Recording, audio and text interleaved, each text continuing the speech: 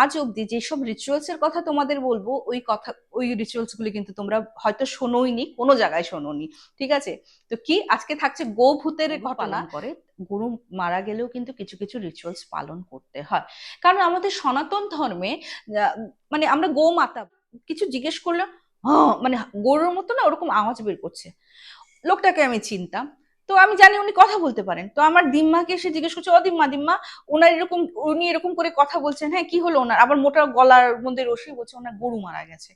গরু মারা গেছে তাহলে গলার মধ্যে। বিজু হোজাই ডিস্ট্রিক্টে আসামের এক প্রত্যন্ত গ্রামে বিজুরও মামার বাড়ি। সকালবেলা দেখি গরুটা মরে পড়ে আছে।